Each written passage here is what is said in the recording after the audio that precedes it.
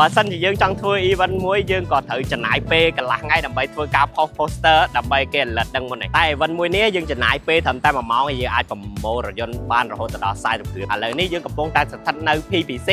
ម៉ងរទ្ធីនៅលើផ្លូវម៉ងរទ្ធីណាតែឥឡូវយើងដើរមកមើលរថយន្តទាំងអស់ដែលបានចូលរួមនៅក្នុងកម្មវិធីយប់នេះទាំងអស់គ្នាតើមានរថយន្តអីខ្លះ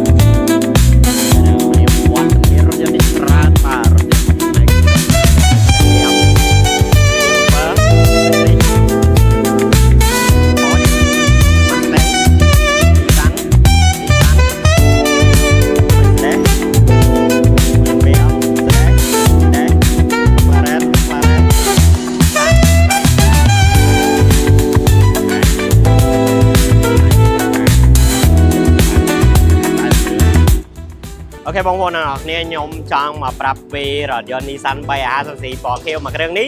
គ្រាន់តែគ្រឿងលេងរបស់គាត់អ្នកនរគ្នាបានឃើញណាគឺម៉ាស៊ីន 2J ដែលបានបំពាក់នៅប្លុកអានេះយើងហៅថាក្បាលកន្លះគឺជាប្រភេទក្រុមមេជាមួយនឹង Manifold ក្រុមមេជាមួយនឹង Turbo ផងដែរហើយឥឡូវយើងគ្រាន់តែមើលខ្សែ CEO របស់គាត់នេះជាមួយនឹងទីធានាមដើម្បីចាប់ណាគាត់តែមិននៅប្លុកម៉ាស៊ីនហ្នឹងណាយើងអត់តន់គិតទៅលើតួរថយន្តឬមួយក៏អីផ្សេងទេគាត់ចាយលុយខ្ទង់ចិត្ត$50,000បើយើងអាចនិយាយបានថាតម្លៃស្មើនឹង Navara ថ្មីមួយហើយ